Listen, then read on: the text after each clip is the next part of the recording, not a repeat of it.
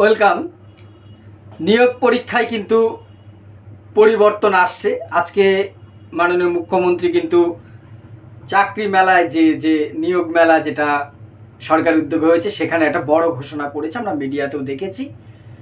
সেখানে একাডেমিক নম্বর বাড়ছে এবং রিটেনের পরীক্ষা হবে, কিন্তু ভাইভাকে মিনিমাইজ করার একটা সদিচ্ছার কথা বা ইচ্ছার কথা সরকারিভাবে জানিয়েছে। সেটা কিন্তু পরে সম্ভবত 6 জুন মন্ত্রিসভার বৈঠকে নিয়োগ নিয়ে কিন্তু বড় আপডেট আসছে। এই বিষয়টা নিয়ে পক্ষে বিপক্ষে কি আছে সেটা আমি বলবো আমার মতামত, আপনারাও কিন্তু আপনাদের মতামত জানাবেন। তার আগে যেটা গতকালকে আমি বলেছিলাম যে একটা বড় আপডেট আসার সম্ভাবনা আছে, অর্থাৎ গতকাল রাতেই, সে বিষয়টা কি হলো বা কি আপডেট সেটাও কিন্তু আলোচনা করব। প্রথমে বলি যে নিয়োগ নিয়ে একটা পরিবর্তন আসার কথা সম্মানীয় মুখ্যমন্ত্রী বলেছেন। আমি সাধুবাদ জানাই পরিবর্তনের দিকগুলোকে, কিন্তু কিছু জায়গায় আমাদেরও বক্তব্য অন্তত আমার দৃষ্টিভঙ্গি থেকে আমার আবেদনটা জানাবো, আপনারাও জানাবেন, এবং সেটাকেই যদি আমাদের সহমত হয় আসুন সেটা সংগঠিতভাবে সেটাকে সঠিক জায়গায় পৌঁছে দেওয়ার চেষ্টা করি আমরা। কারণ যাতে নিয়োগটা স্বচ্ছ হোক এটা কিন্তু আমরা সবাই চাই, একমাত্র সে চোর চিটিং কাজগুলো বাদ দিয়ে, যারা পেছনের দরজা দিয়ে ওই খাটের নিচে 50 কোটি টাকা রাখতে সাহায্য করেছে তারা বাদে সবাই চায় নিয়োগ স্বচ্ছ। এখানে যে নতুন নিয়োগে কি করবে বলেছে, যে আমরা যে কেন্দ্রীয় সরকারের বিভিন্ন পরীক্ষায় যেমন হয় ওএমআরের মাধ্যমে পরীক্ষা, আমরা জানি আমাদের এসএলএসটি কিন্তু 2016 ওএমআরেই হয়েছে, ডেসক্রিপটিভ টাইপের কোশ্চেন বাদ হয়ে গেছে ওএমআরে, কিন্তু যেটা বলেছে ওএমআরের কার্বন কপি প্রার্থীকে দেওয়া হবে। এইটা খুব সাধু উদ্যোগ, বিভিন্ন ক্ষেত্রে দেওয়া হয় আমরা জানি, তো এটা ম্যান্ডেটরি হোক। ওই ওএমআরের কার্বন কপিটা কিন্তু থাকাটা খুব জরুরি, এইটা একটা বড় ব্যাপার, এইটা থাকুক, আমি মনে করি এটা ঠিক আছে। এইবার তার যেটা বড় ব্যাপার যেটা বলেছেন যে একাডেমিক নম্বরটাকে বাড়ানো হবে আর ভাইভাটাকে 10-এর মধ্যে করা হবে। আমার প্রথম অনুরোধ, আমার ব্যক্তিগত মত, ভাইভাটাকে 5-এর বেশি করাই উচিত নয়। এই জিনিসটা নিয়ে যত গণ্ডগোল, যদিও গতবার ওএমআর নিয়েও গণ্ডগোল হয়েছে, 0-53 হয়েছে, সেটা আলাদা সাবজেক্ট, কিন্তু এই ভাইভা জিনিসটায় যদি 10 বা তার বেশি থাকে, এবার যেমন এসএলএসটি 10 ভাইভা 10 ডেমনস্ট্রেশন মিলে 20, এইটা কিন্তু অনেকটা ডিফারেন্স করে দিতে পারে। আপনি মানুন না মানুন, ব্যক্তিগত প্রভাব মুক্ত যাতে পরীক্ষা হয়, যারা আমরা এডুকেশনের ছাত্রছাত্রী তারা জানি সাবজেক্টিভিটি, ইভ্যালুয়েশনের সাবজেক্টিভিটি বলে একটা কথা আছে, সেই সাবজেক্টিভিটিটা যাতে না থাকে, ব্যক্তিগত প্রভাব মুক্ত করবার জন্যই কি করা হয়, অবজেক্টিভ কোশ্চেন করা হয়, নৈব্যক্তিক, যেটা এমসিকিউ, 4টে উত্তরের যে কোনো একটা হবে। কিন্তু এই ভাইভাতে বেশি নম্বর থাকা মানে সেখানে কিন্তু ব্যক্তিগত প্রভাব পড়ে, অর্থাৎ আমি কি প্রশ্ন করব সেটা আমি যদি এক্সামিনার হই আমি আমার মতন প্রশ্ন করতে পারি, এখানে তো বাধ্যবাধকতার ব্যাপার নেই। তাহলে সেখানে নির্দিষ্ট কোশ্চেন সব বোর্ডে একরকম কোশ্চেন করা হোক, সেটা নিশ্চয়ই হবে না। তারপরে এখানে নম্বর দেওয়াটাই কিন্তু যিনি ইন্টারভিউয়ার আছেন তার ওপর অনেকটা নির্ভর করে।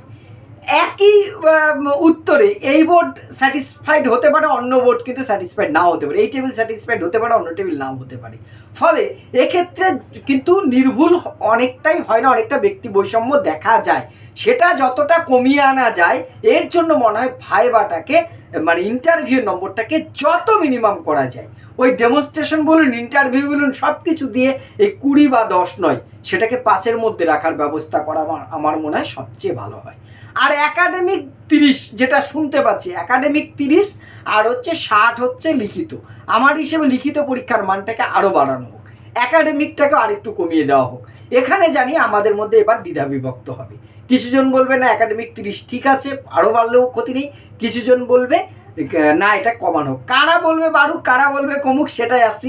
আমি কিন্তু একাডেমিকটাকে আরেকটু কমিয়ে আনার পক্ষে, প্রথমে আমার অবস্থান স্পষ্ট করলাম, আমি চাই বলে সেটা হবে এর কোনো বাধ্যবাধকতা নেই, কিন্তু আমার মানে ব্যক্তিগত মত সেটা। কেননা দেখুন একাডেমিকে কিন্তু নম্বরের ক্ষেত্রে বর্তমানের কিছু শিক্ষার্থী, বর্তমানে সবাই না পড়ে নম্বর পেয়েছেন, দয়া করে আমি সেই দলের লোক নই, সেই কথায় আমি বিশ্বাস করি না। সবাই না পড়ে নম্বর পেয়ে গেছেন, একেবারে এমনি নম্বর এসছে, সেটা আমি সেই দলের নই।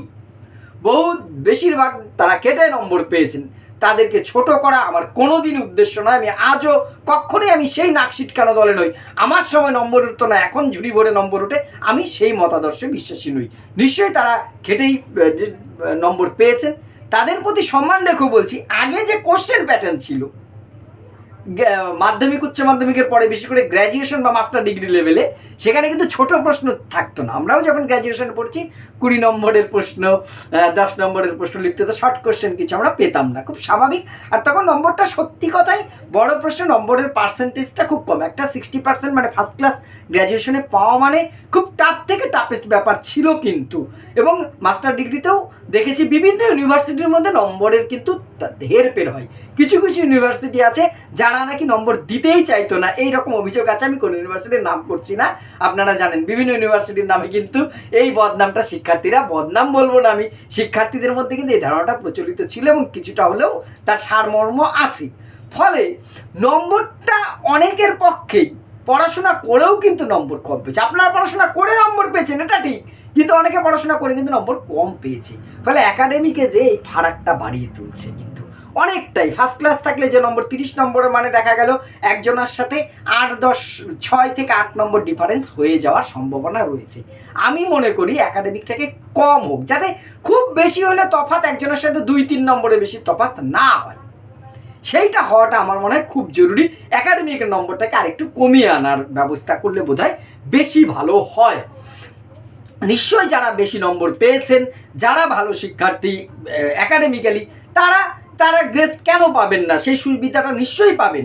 আমার চেয়ে আপনি অনেক ভালো স্টুডেন্ট, আপনি সেই সুবিধাটা পেলে আমার কিছু বলার নেই। কিন্তু তবুও যারা আগের ছাত্রছাত্রী, তাদের ক্ষেত্রে কিন্তু নতুন ছাত্রছাত্রীদের মধ্যে একটা বৈষম্য, বিশেষ করে কোভিডকালীন পরিস্থিতিতে সেই প্রশ্নটা কিন্তু আসবেই। তখন যেহেতু পরীক্ষা টরীক্ষা না দিয়ে অনেকে বহু নম্বর কিন্তু পেয়েছেন, এইটা কিন্তু আপনারা অস্বীকার করতে পারবেন না।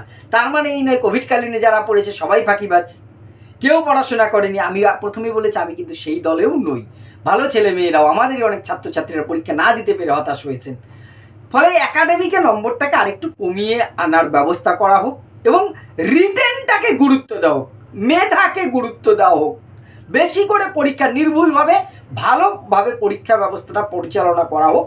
এবং যেটা মুখ্যমন্ত্রী বলেছেন হোয়াটসঅ্যাপের মেসেজে চাকরি হবে না, এই জায়গাটা কঠিনভাবে বন্ধ করা হোক।